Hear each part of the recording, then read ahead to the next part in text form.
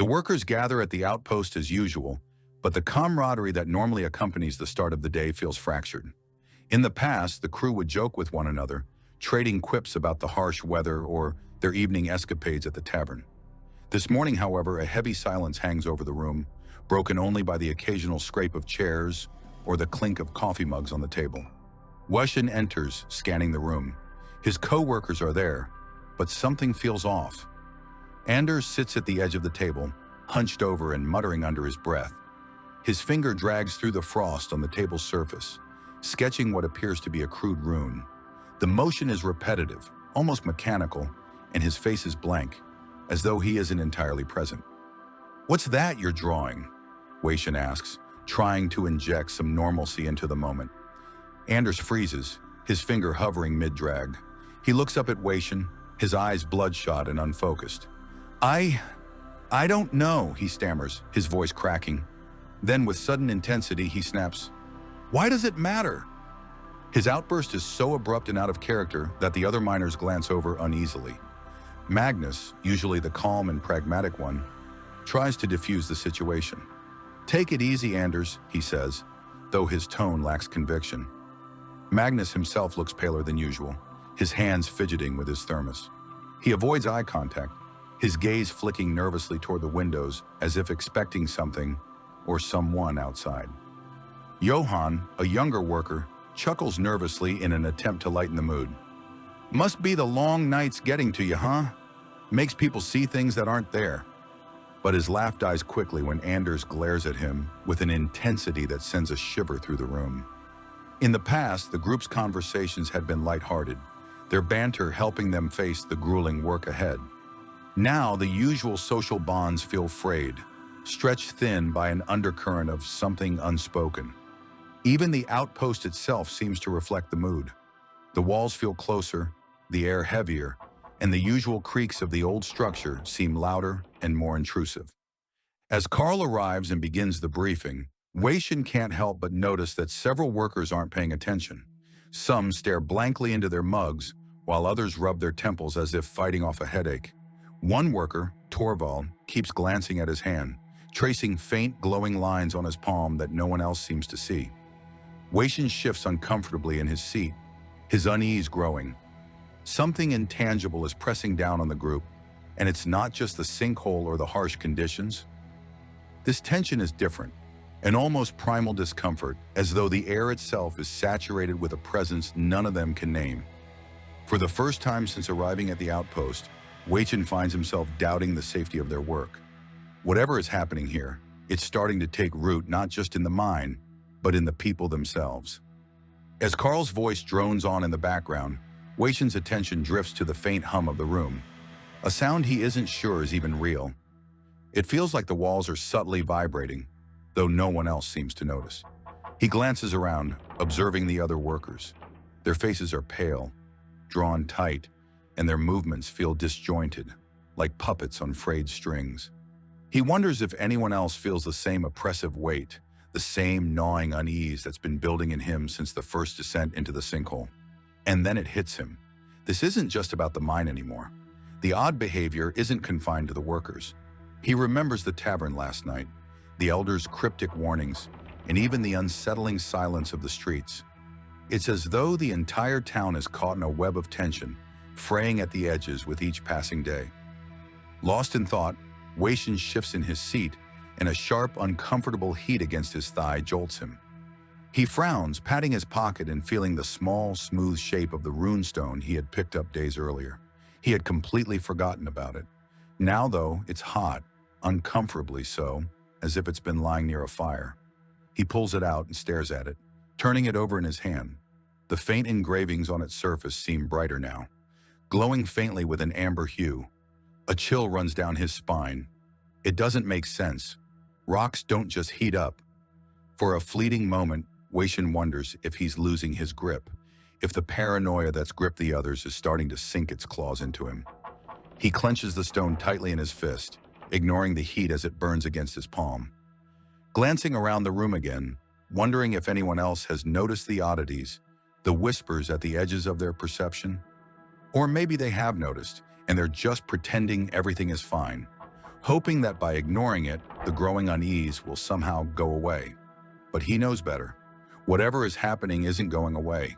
It's spreading, and he's starting to think that it's not just the mine they need to worry about, it's the town itself. Abruptly, Weishin realizes he's standing at the rig's control box deep inside the sinkhole. The rune stone is clenched tightly in his hand, its faint warmth radiating into his palm. His thumb idly traces the intricate engravings on its surface, almost as if guided by an unseen force. The machine before him roars, its vibrations coursing through the metal platform beneath his boots. His brow furrows. He doesn't remember walking over here. Worse, the rig was already running when he arrived. He looks at the controls. Every dial, every lever is perfectly calibrated, the rig humming at optimal capacity. Yet something about its rhythm feels off, too precise, too alive. His attention is drawn back to the runestone, its faint glow casting shifting shadows on the control panel. He hesitates, unsure why, but then finds himself scanning the stone over the rig's surface, as though compelled by some deep instinct. The moment the stone hovers above the primary drilling console, the entire machine lurches violently. The drill below them shifts into overdrive, its grinding roar echoing through the cavern like a beast unleashed. Sparks erupt from the drill head, illuminating the dark walls of the sinkhole with flashes of red and orange. Weishin stumbles back, gripping the control panel for balance as the platform beneath him vibrates wildly. He looks at the runestone, now blazing hot in his hand, the glow so bright it sears his vision. It feels as though the stone is reacting to the rig, or perhaps the other way around. The drilling grows faster, more erratic, the sound climbing to an almost unbearable pitch. "What the?" he mutters, his voice swallowed by the cacophony. Over the comms, a static-laden voice cuts through the chaos. "Weishin, what the hell is going on down there?" It's Carl, his tone sharp and accusatory. Weishin fumbles to respond, pressing the comm button on his collar. I don't know, the rig, it's gone haywire." "Shut it down, now," Carl barks, his voice crackling with urgency. Weishin's hands fly to the controls, but the machine resists him. Every attempt to power it down is met with a mechanical whine, the rig refusing to obey. He glances up at the ceiling of the sinkhole, half expecting Carl to activate the remote override, but nothing happens. "Why isn't the override working?" Weishin shouts into the comm. "It is working," Carl snaps.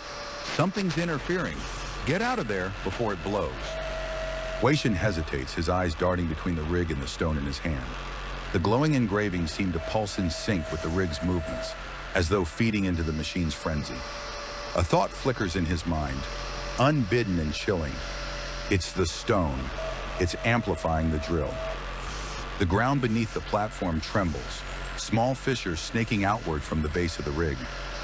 Dust and loose rocks cascade from the walls, the cavern groaning like a living thing. Weishin backs away from the control box, his breath coming in shallow bursts as the runestone in his hand burns hot enough to sear his skin. Suddenly, a low, wet sound cuts through the chaos, a squelching, like flesh dragging over metal. Weishin freezes, his eyes snapping back to the rig's control box. Tendrils, dark and glistening with a fungal sheen of embers burning out, are snaking out from the seams of the machine. They writhe and twitch, their movement unnervingly deliberate. Before Weishin can react, the tendrils lash out, wrapping around his wrist and yanking his hand toward the control panel. He cries out, the runestone slipping from his grasp. The fungal appendages seize it midair, their slick surfaces pulsating as they envelop the glowing artifact. The heat in the air dissipates instantly. The trembling stops. The rig's roaring overdrive fades into a steady, familiar hum, as though nothing had happened. The fungal tendrils retreat back into the machine, leaving no trace of their intrusion. Weishin stumbles back, clutching his wrist and staring at the now quiet control box.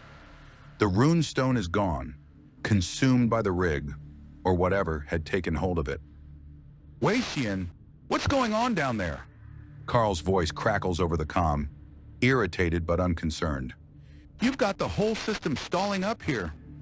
Weishin fumbles for the comm button, his voice shaky. I don't know. It's fine now." Just a hiccup? The foreman asks, his tone already dismissive. Yeah, Waishin mutters, his eyes still fixed on the control box.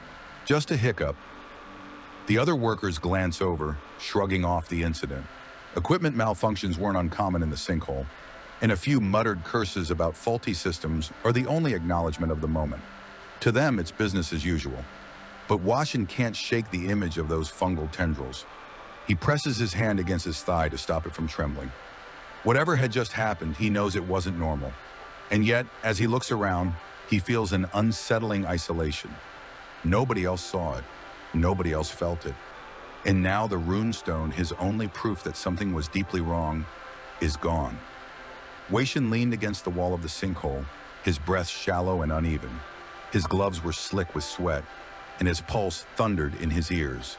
The drilling rig hummed steadily behind him, back to its normal, rhythmic operation, as if nothing unusual had happened.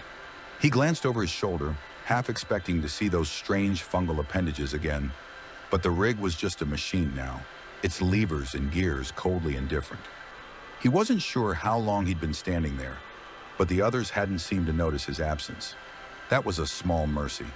If they had seen him holding the runestone to the control box, or worse, if they had seen the tendrils, they'd be calling him crazy. Or maybe worse, they'd start asking questions he didn't have answers to. Waishin, you alive over there? A voice called out. It was Magnus, one of the younger miners, with a broad grin and a streak of dirt across his face. You look like you've seen a ghost. Waishin forced a laugh and waved him off. Just catching my breath. Magnus chuckled, turning back to the others who were clustered around the storage crates, checking their tools and joking about the day's haul.